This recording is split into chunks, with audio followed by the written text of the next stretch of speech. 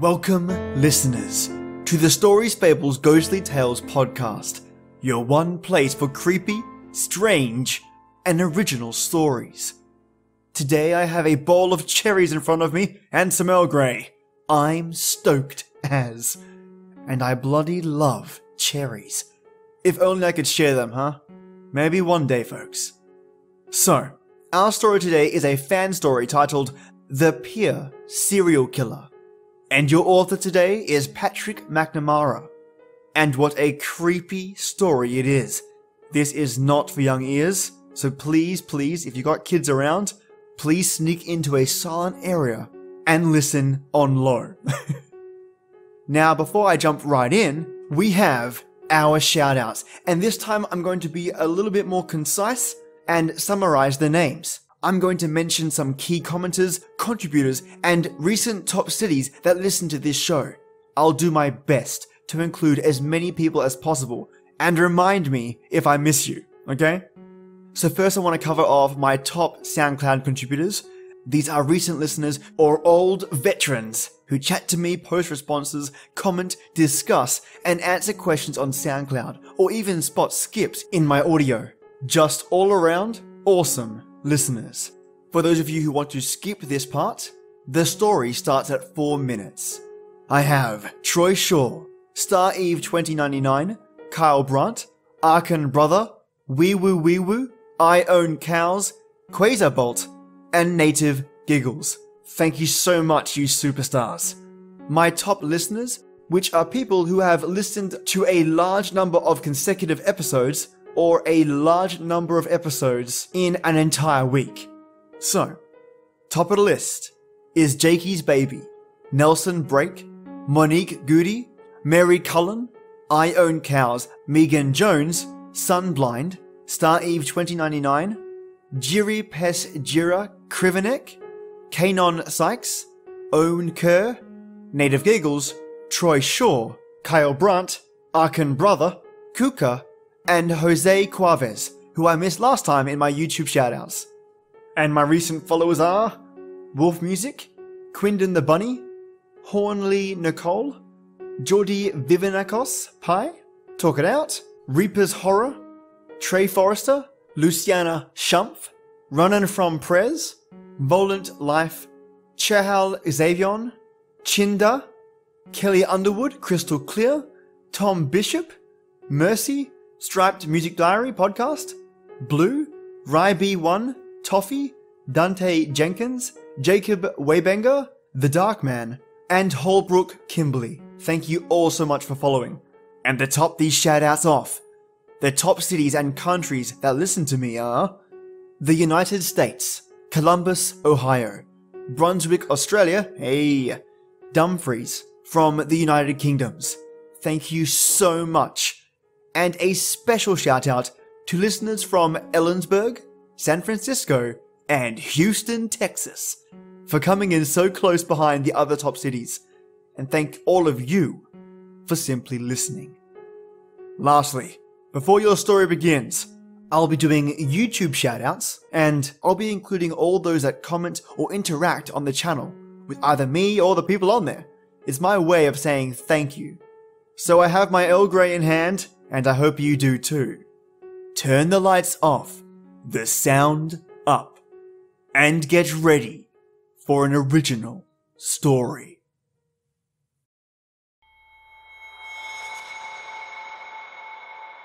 Cases cross my table every day. Some sick fuck rapes and kills an innocent schoolgirl, and we get him while he's stalking his second victim.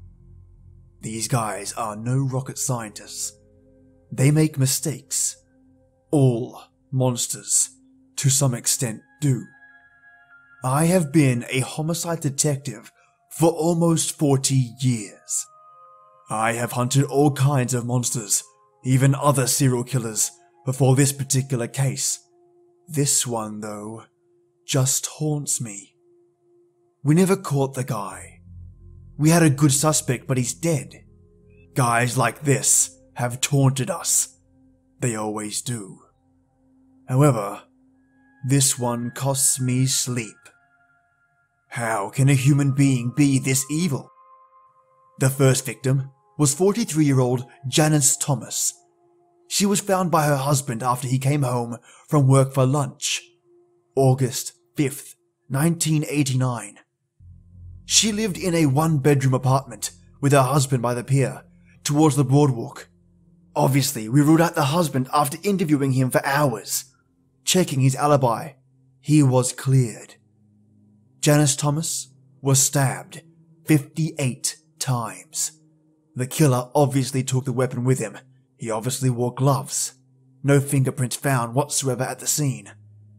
The son of a bitch butchered her vagina and removed her ovaries and left them in the bathroom sink. We knew then this guy was sick. We exhausted every small lead. We interviewed every single neighbor within a block radius. We got jack shit. This sick fuck actually stopped for 3 years. 3 fucking years. On September 22nd, 1992, 38-year-old Michelle Harry was found by a jogger during his early morning jog around 6 a.m. She was found under the pier.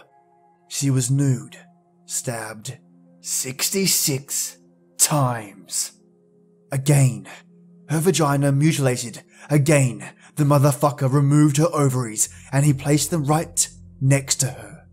We knew he was back. First, we thought maybe he was in jail or prison for the last 3 years, so we checked the arrest records. We cleared 3 possibles. I was mad. Some sick fuck was turning our Californian pier town into some twisted serial killer playground. Victim 3 was found on October 20th, 1992. 40-year-old Cynthia Welks. She was stabbed 70 times. Her stomach sliced open, her intestines strewn out, her ears hacked off. This guy left her, this time clothes on, at the edge of the pier, like some tourist attraction. No witnesses, no nothing. Victim 4 was found December 23rd, 1992. 47-year-old Christy Allen. He went back to home invasion for some reason. Broke into her one-room studio apartment. She was stabbed 85 times. Her breasts hacked off and left beside her head. We knew that he would do this shit again and again until we found him. We followed every lead, not even a clue. This sick fuck again stopped, this time for 10 years. We investigated during that decade. Nothing. Then, on January 3rd, 2003, I, personally, at my home address, received a package. The return address was my own. I thought this was strange. I opened it, of course. Detective or not, we all would be curious. It was 4 postcards, 1 from Hawaii, Honolulu to be exact, 1 from somewhere in Russia, 1 from Whitechapel, England, and the last from Pittsburgh, Pennsylvania.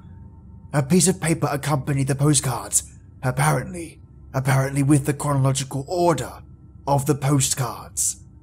It read, Pittsburgh, Pennsylvania, July 10th, 1997. Honolulu, Hawaii, November 7th, 1999. Russia, March 7th, 2000. And Whitechapel, England, June 13th, 2001. Obviously, this confused me. I read the Pittsburgh, Pennsylvania postcard. It simply read, Anna Shriver, 49, 8 p.m. The Honolulu card read, Justine Granger, 42, 5 a.m. Home. The Russia postcard read, 1. Rachel Netskensky, 39, 6 p.m. Home. 2. Jen Carlin, 29, 8 p.m. And 3. Some random whore. I don't know her age, nor do I care. 11 p.m. The Whitechapel, England postcard read, Bella Townsley, 38, 4 a.m. Then I found a letter written out to me underneath the postcards and papers. It read, "Dear Detective, 10 years. Hope they have served you well. I truly do hope you haven't been too consumed with finding me. I'm only a man after all.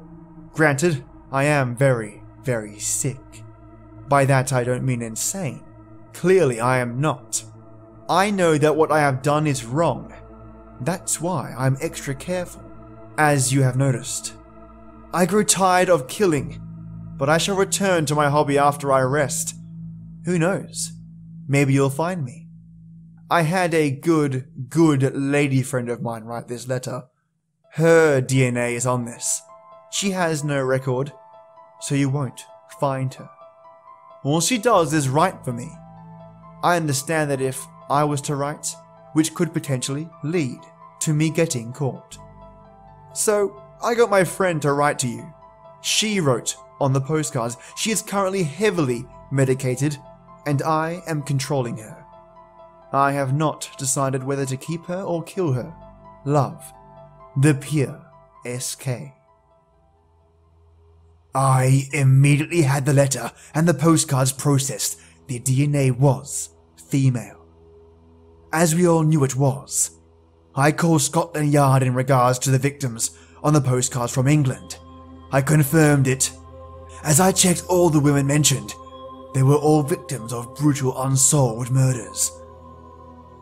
On March 1st, 2003, an anonymous client of Dr. Cullen Fink, age 56, reported that he believed something was off with his primary care physician.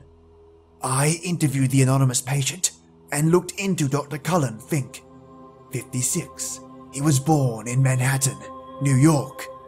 Growing up, Fink had excellent grades and many friends.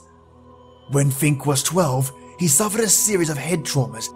Later, it was discovered his father, Herbert Fink Jr., was abusive exclusively to Cullen. Nobody knew why Herbert Fink Jr. viciously targeted his son when he had 4 younger sons he could much easily beat up.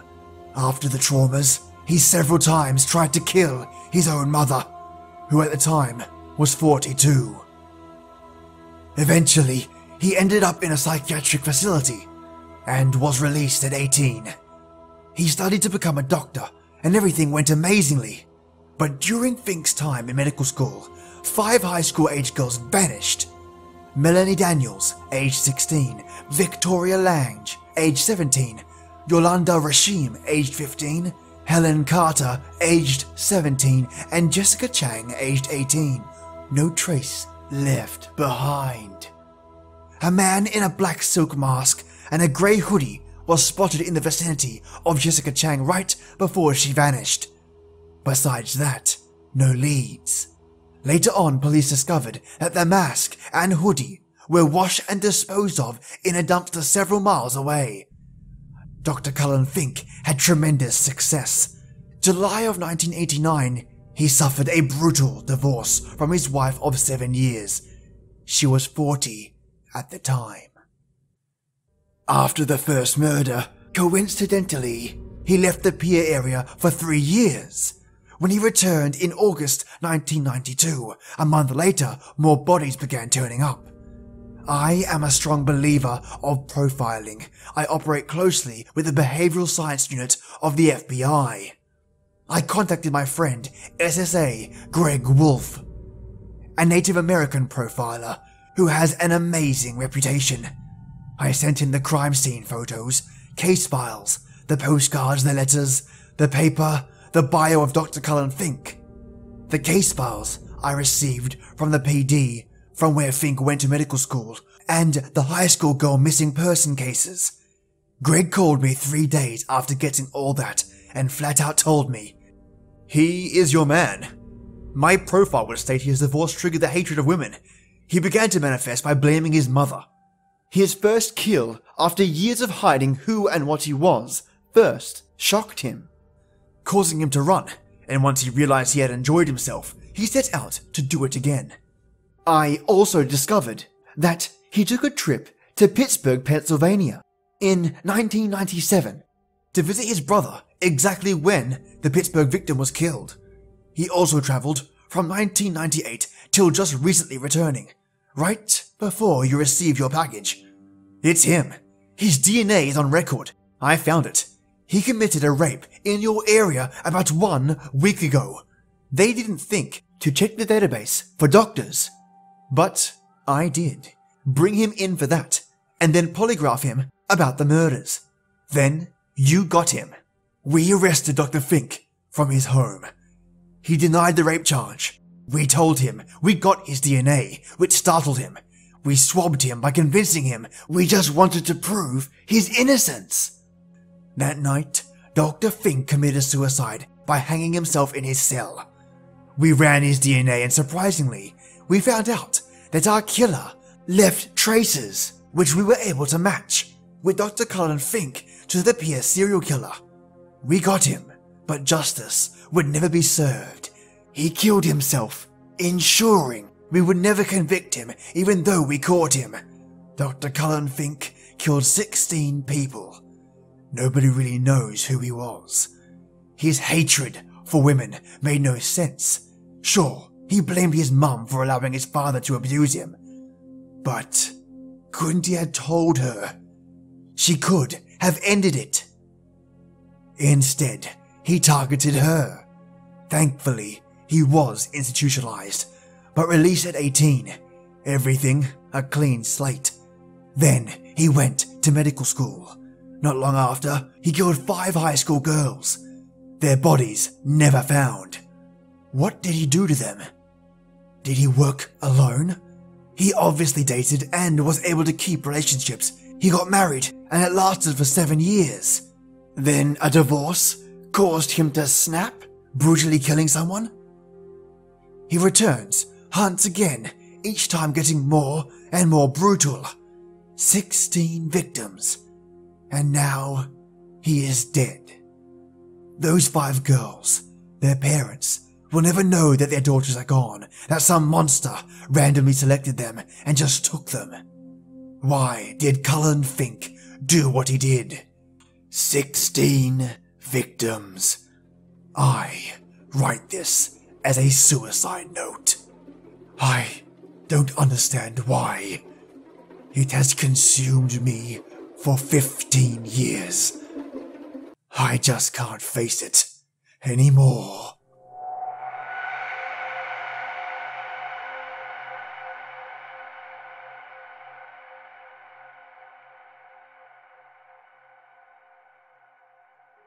And this concludes The Pier Serial Killer by Patrick Mcnamara, a fan story submitted directly to me. And if you have stories of your own, be it paranormal, short scary stories, creepy stories, recommendations, or even personal true horror stories, I'd love to hear from you. My email is StoriesFablesGhostlyTales@gmail.com. This story was definitely a spine tingler, and Patrick, mate, thank you so much for sending it through. Looks like all my listeners seem to be authors. Keep the stories coming.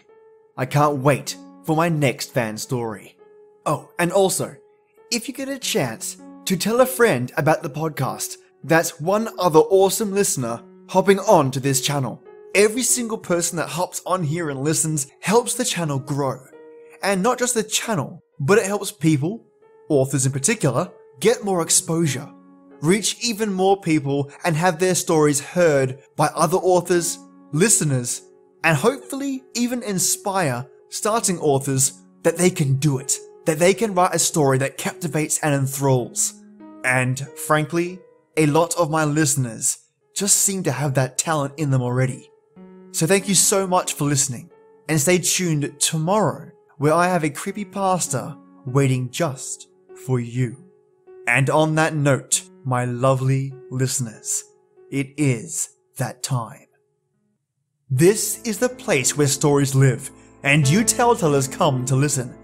Enjoy your day or night, and join me every weekday for our creepy tradition. And as always, till next time.